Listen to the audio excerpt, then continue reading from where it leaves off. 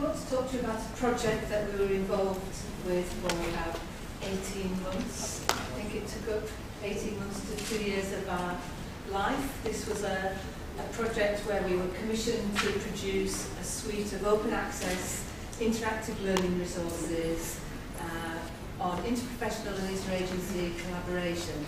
These are resources that were designed for social work students, but also for practitioners, and they were also intended to improve the interprofessional and interagency collaborative practice in the workplace. You can download these materials from the Social Care Institute for Excellence website and upload them onto your virtual learning environments and use them for teaching. We were part of a larger team, only Judith and I here today. We were commissioned by Social Care Institute for Excellence in the UK, and they provided us with a project manager and some internal peer reviewers. We worked with a large company in Brighton, in England, called Epic, who were our technical developers. And there was a team of 3, what were known as subject material experts. This is not our language, this is just the language of the commissioners who commissioned us. There was myself and Judith, and then Colin Whittington, who works as an independent social work consultant. We worked with external peer reviewers as well to make sure that the material we were producing was accessible, accurate, usable. So we worked with a senior social work practitioner, 2 other academics from other institutions, and a service user as well to make sure that the material was appropriate. Just an example of a screenshot from our resources so you can have an impression of what the finished product actually looked like. It's really frustrating to be talking about online resources and not to have a glimpse of them. So we've included a few screenshots in between the slides so that you get to see what it was that we've developed. There were some really important parallels in this project. We were developing materials on interagency and interprofessional collaboration, and we were experiencing some of the same tensions in project development. It was really exciting and illuminating, but at times we found this process a really frustrating enterprise to be involved in. We had to continuously explore and negotiate how we could work collaboratively together. We were all based in very different places. None of us were co-located. We hadn't worked together as a team before, but Judith and I knew each other well through our social work education networks. But we had to very rapidly build team cooperation, deeper understanding of how each other thought and worked. And we found that was really echoing the material that we were trying to produce for the realities of the practice world as well.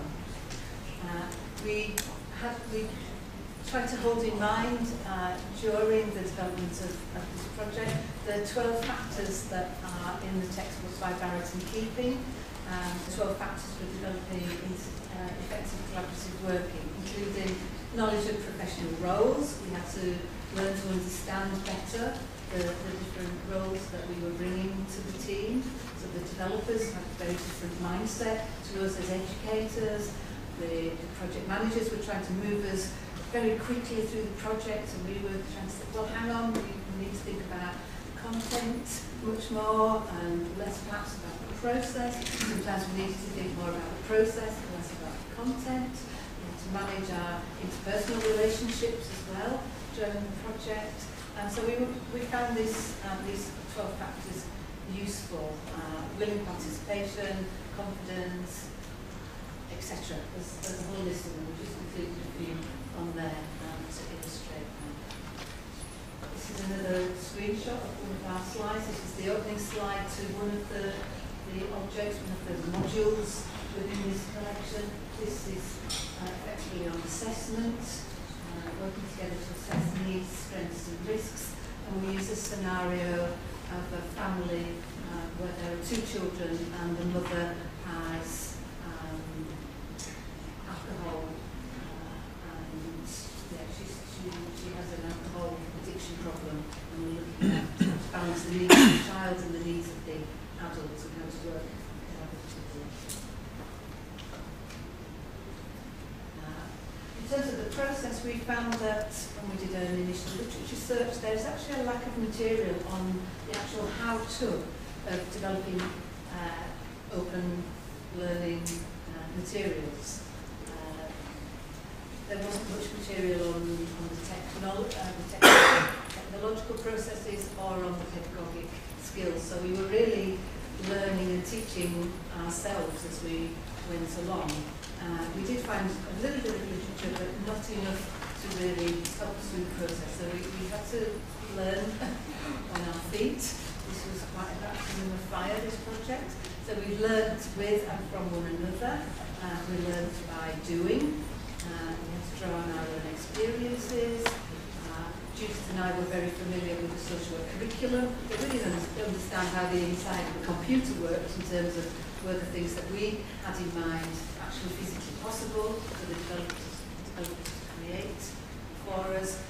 We were used to using technology in our teaching, but this was the first time we'd actually attempted to be involved in developing the materials. It was a very, very different place to be in. So some of our challenges. One of the big problems, particularly I had, was I came with all sorts of quite creative ideas, but whether they were translatable into actual learning objects for the screen was another matter, and we had to very much compromise and draw back on some of the more wilder flights of fancy in terms of what we imagined was possible because of technical possibilities, but also time and budget constraints as well. We were very mindful of a model that Rafferty and Walton came up, Jackie Rafferty used to do this today, about not simply replacing what we can do already, but to actually enhance and transform what we can do using the technology. We were trying to bear in mind some of the literature on the topic. We're very careful to be research-minded about how we went about the project. The difficulty is, although we might be designing with some of these things in mind, we've got absolutely no control over how people actually use these resources in their curriculum or in their workplace or in their studies. So that felt like we were spending 18 months of our lives developing this material, and we have no idea how people are using it, whether they're replacing some teaching that they're already using, or whether they're asking students to do this in preparatory work. We don't know. We have no control over the resources once we set them free into the world. So the way in which we worked was for one person to take the lead on each one of these different objects, and that was quite a challenge for us. The way in which we developed them was just come up with a set of PowerPoint slides where we was distilling the key ideas that we wanted to look at. And the great challenges we had was over the use of images, because we were wanting to use images, that were very sensitive, that would capture what we wanted to convey. And we were working with developers who often had very crude images, so almost like the most stereotyped view of a person that they could come up with, they would use to depict an older person or something like that. So we had great challenges looking at those type of images that we're using. As we were developing, we were sending versions back and forth to each other, and then to the developers, and then up to our peer reviewers. So there was quite a lot of time and energy going into the development, a bit like the presentation we heard from the people working in Hawaii. That time element is huge within it. Sometimes what happened was that we would have suggestions for different treatments. Treatments is the way you convey ideas in this, so to speak.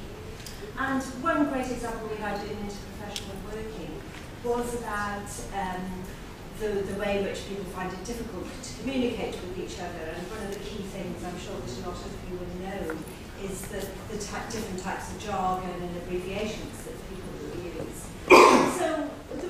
small point about the importance of explaining what jargon you were using or explaining what abbreviations.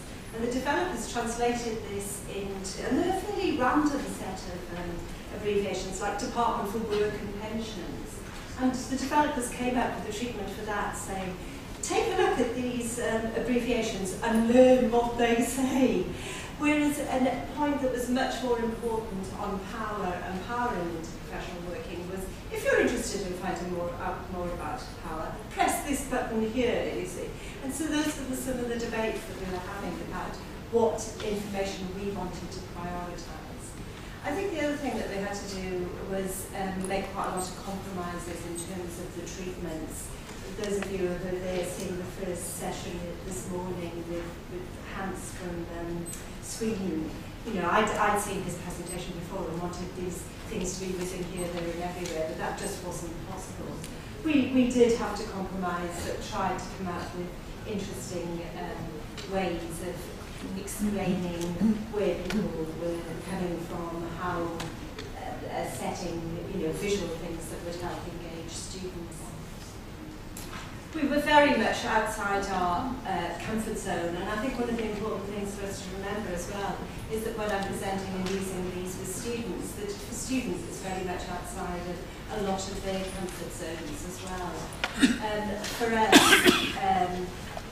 we had the academic conventions. We wanted these to be credible, we wanted them to be research informed, and we had quite a battle as well to ensure that they were referenced properly and that there was proper accreditation for the ownership of it and the authorship of it, so that students could cite it if they were using these resources in the assignments they were writing. And I think that for students as well, what's important to remember for them is that they're often wanting to absorb information very quickly. These resources require them to work through the whole resource in a way that it makes them think, rather than just get a soundbite to dump into their assignment. I've talked about the different mindset for this, but also the screen formats were quite difficult. What happened was the producers had got these sets of screen sets that they wanted to post information within. And when we came up with the idea of like putting a genogram within them, it sort of completely threw them. And then for us, one of the challenges was that if anybody gave us a new idea, we not only had to think about what the content was, what the key ideas were, but also about how we could treat it and how we could make it engaging. And everything that we thought was a very good idea, we then had to write lots of content for. So we worked out ways of getting through that by having some things that you could click on and finding out more information and other things just there to contextualise it. I think our reflections were that it was much more challenging than writing an article or a book or even doing a presentation like this in Hong Kong. That we needed to be very clear about our structure, and where people were giving us lots of exciting ideas, we often had to say, no, that is just not possible to accommodate within this. And I think within any new medium, what people want is a small introduction rather than something that's going to be that they can sort of play with just to find out more about it. It's really important to make a clear distinction between key ideas or concepts, as in the example I was. And we came up with this thing for how the whole process, which was W7R. So I think I'll use you with this one in terms of for when you're thinking of developing these learning resources.